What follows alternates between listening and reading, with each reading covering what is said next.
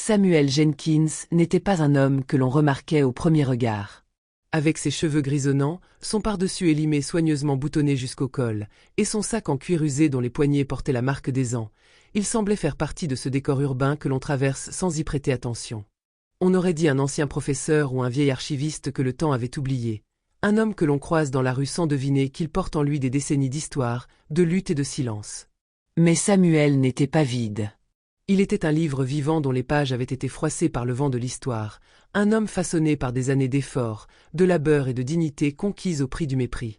Il avait vu les pancartes interdites aux gens de couleur, entendu les insultes feutrées dans les couloirs d'entreprise, ressenti les regards fuyants ou accusateurs, subi les refus non exprimés mais criants, appris à se lever, encore et encore, sans bruit, mais avec une dignité qui creusait des sillons dans l'âme.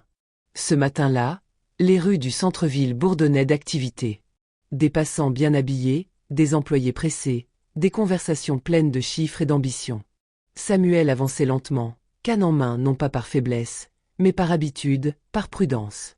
Il entra dans la Banque nationale, un monolithe de verre et d'acier dont la façade reflétait un monde auquel il n'avait jamais été invité.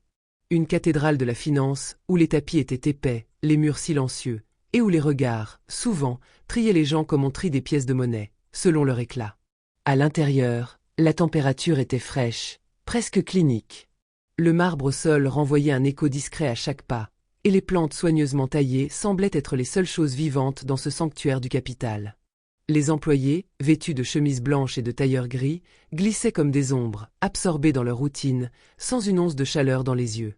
Le monde ici fonctionnait selon des règles invisibles, et Samuel, avec son allure modeste, semblait hors jeu. Mais il ne l'était pas. Son pas était lent mais assuré. Il s'approcha du comptoir, là où se tenait Thomas, un jeune employé à la chemise trop blanche et au regard trop sûr de lui. Thomas tapotait nerveusement sur l'écran de son téléphone, consultant ses messages, un sourire narquois flottant aux lèvres. Lorsqu'il leva les yeux vers Samuel, ce fut avec ce regard que l'on réserve aux indésirables, bref, condescendant, chargé de préjugés. « Bonjour, monsieur. Je voudrais effectuer un retrait. » La voix de Samuel était calme, posée, polie, presque douce. Mais elle portait une fermeté silencieuse, celle de quelqu'un qui sait qui il est, même si personne autour de lui ne le sait.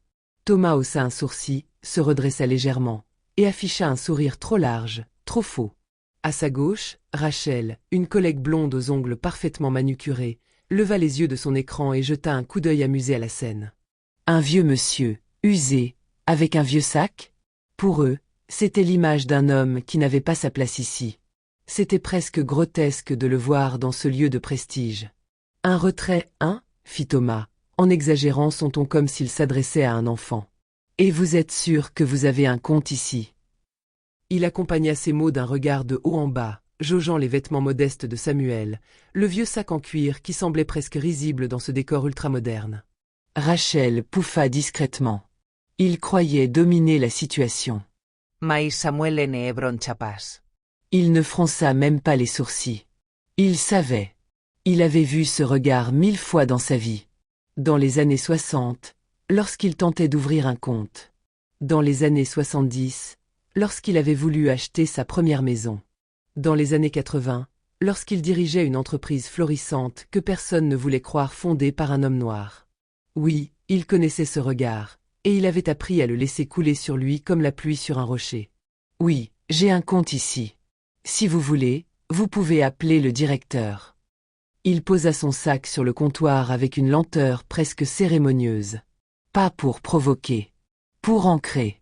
Ce sac, ce vieux sac en cuir râpé, portait les marques de plusieurs décennies.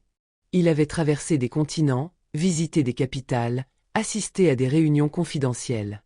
À l'intérieur, il n'y avait pas seulement des papiers, il y avait la mémoire d'une vie.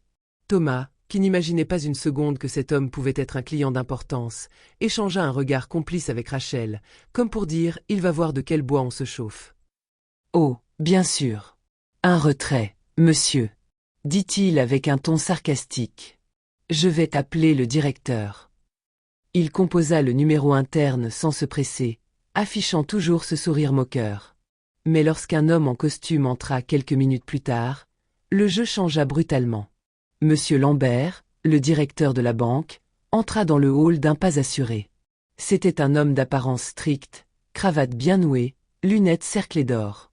Il incarnait le pouvoir, le prestige, jusqu'au moment où ses yeux croisèrent ceux de Samuel Jenkins. Ce fut comme si l'air s'était figé.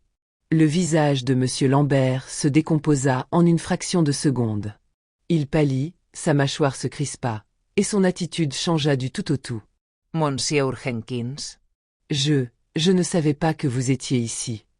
Sa voix tremblait légèrement, trahissant une émotion mêlée de surprise et d'appréhension. Veuillez m'excuser, je vais m'occuper de cela immédiatement. À ce moment-là, Samuel retira calmement une enveloppe épaisse de son sac usé, avec cette lenteur mesurée qui impose le silence autour de soi. Ses gestes, délibérés, étaient empreints d'une solennité tranquille. Il posa l'enveloppe sur le comptoir comme on poserait une vérité sur une table pleine de mensonges. À l'intérieur se trouvait un chèque. Pas un simple chèque, mais un montant à 7 chiffres, fruit d'années d'investissement intelligent, de patience, de sacrifices silencieux et d'une discipline que peu d'hommes savaient entretenir. Il n'avait pas hérité cette fortune.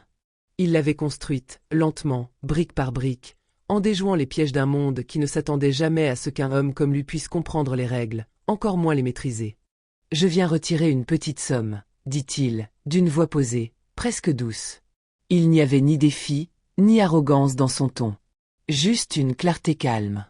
Pour vous prouver que l'apparence peut être trompeuse. » Le silence qui suivit fut brutal. Monsieur Lambert, encore figé dans sa posture droite de directeur modèle, s'approcha, sa respiration légèrement saccadée. Il ouvrit l'enveloppe avec précaution, comme si elle contenait une relique sacrée. En voyant le montant inscrit sur le chèque, ses lèvres se pincèrent, et une ride nouvelle se creusa entre ses sourcils. C'était bien réel. Le nom inscrit en haut du chèque était celui de Samuel Jenkins. Le même nom qu'il avait entendu, distraitement, lors de réunions confidentielles avec le siège. Un nom qu'on associait à une discrétion rare et à une puissance tranquille. « Monsieur Jenkins, je ne savais pas que vous... » balbutia-t-il, incapable de terminer sa phrase, comme si les mots eux-mêmes lui échappaient dans un nuage d'humiliation. Derrière lui, les employés qui, quelques instants plus tôt, ricanaient encore, se tenaient maintenant comme des statues de honte. Leurs regards fuyants cherchaient un point d'ancrage sur le sol, sur les murs, partout sauf sur Samuel. Thomas, en particulier, semblait avoir vieilli d'un coup.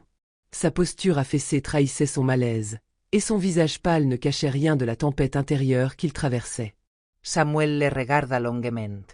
Pas avec mépris, pas avec colère, mais avec ce calme absolu, celui de l'homme qui n'a plus rien à prouver. « Ne jugez jamais un homme par son sac ou par son apparence, Thomas, dit-il d'une voix plus grave, plus profonde.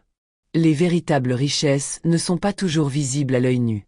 Et parfois, elles se cachent dans le silence, la persévérance, ou dans un sac en cuir usé. » Il laissa un moment de silence suspendu, comme une pause pour que chaque mot s'enracine dans les esprits. Puis il se tourna vers M. Lambert et ajouta, sans hausser le ton. « Je vais garder cette somme ici. Mais sachez que ce n'est pas l'argent qui a été humilié aujourd'hui. C'est la dignité. Et ça, votre banque me le devra toujours. » D'un geste calme, il récupéra ses papiers, referma son sac avec soin, et fit volte-face. Le bruit de ses pas résonna dans le marbre froid de la banque comme un écho de conscience pour ceux qui l'avaient jugé. À l'extérieur, l'air était doux, presque apaisant. Le soleil, haut dans le ciel, baignait la rue d'une lumière éclatante. Samuel monta dans sa vieille voiture, une berline aux lignes simples, mais impeccablement entretenue. Il ne jeta pas un seul regard en arrière. Il n'en avait pas besoin. Le message avait été reçu. Dans le hall de la banque, un silence pesant s'était abattu. Les employés restaient figés, comme si le monde avait brusquement changé de gravité. Le rire s'était tu, remplacé par une introspection brutale. Et dans les yeux de Thomas, un début de compréhension, douloureux mais nécessaire, prenait racine. L'histoire de Samuel Jenkins n'est pas celle d'une revanche. C'est celle d'un rappel. Un rappel que l'humilité est une force, que la dignité ne s'achète pas, et que la valeur d'un homme ne se mesure jamais à ses vêtements ou à son âge, mais à son histoire, à sa droiture, et à la manière dont il choisit de se tenir, même au milieu des regards méprisants.